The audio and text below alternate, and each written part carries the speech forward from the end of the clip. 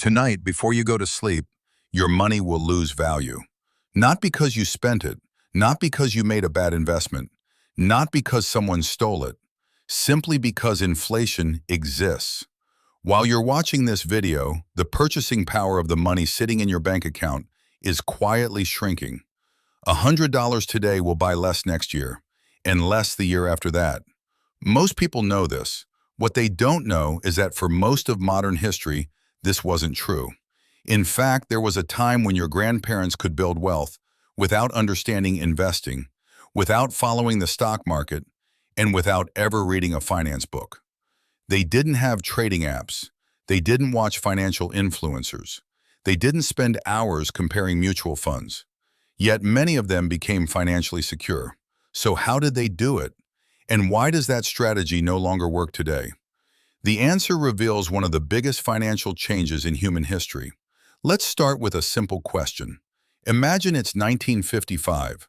You receive your first paycheck. What do you do with it? Today, most financial experts would tell you to invest, buy index funds, contribute to retirement accounts, build a diversified portfolio. But in the 1950s, many ordinary people did something much simpler. They saved. That's it. They put money in a bank account, and surprisingly, it worked. Because back then, money behaved differently. A dollar stored in a bank remained relatively stable. Prices rose slowly. Housing was inexpensive relative to income. College costs were manageable. Medical bills weren't devastating. A person could spend decades saving cash and still maintain much of their purchasing power. For generations, this strategy was enough. Work hard, save consistently, avoid debt, retire comfortably. Simple. But then something changed. Slowly at first, then all at once. Most people don't realize this, but for thousands of years, money was tied to something physical. Gold, silver, something scarce, something governments couldn't create endlessly. This system wasn't perfect, but it imposed limits. Then, during the 20th century, those limits began disappearing. Governments around the world gained greater control over the money supply. More money entered circulation, and inflation became a permanent feature of modern life. At first, nobody noticed. A few cents here, a few cents there. But inflation compounds just like investments do, and over decades, the effect becomes enormous. Consider this. A house that cost $20,000 in the 1960s might cost hundreds of thousands today. A college education that once required a summer job now often requires years of debt.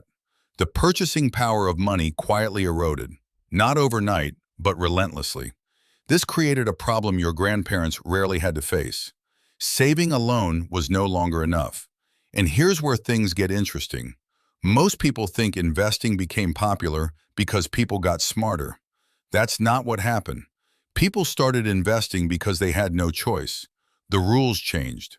The financial world transformed from a game where saving was sufficient into a game where standing still meant falling behind.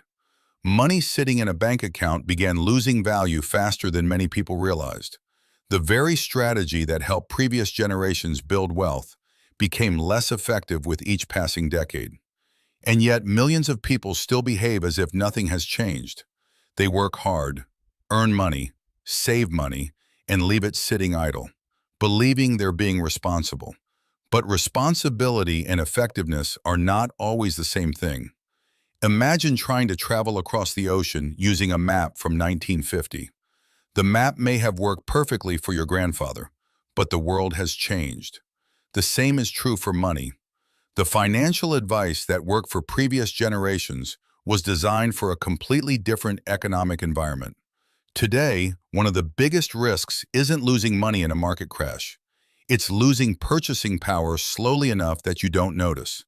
Because dramatic losses get attention, silent losses don't. Nobody panics when inflation takes 3%, 5%, or 8% of their purchasing power. There's no alarm, no warning light, no notification. It happens quietly, year after year, until one day people wonder why everything feels more expensive than it used to.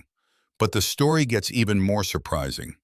Your grandfather wasn't necessarily richer because he made better financial decisions. He was often playing on easier difficulty. Think about it. Many people bought homes when prices were a fraction of today's levels. Some worked for companies that offered pensions. Healthcare costs consumed a smaller percentage of income. Education was dramatically cheaper. The economic environment itself helped create wealth.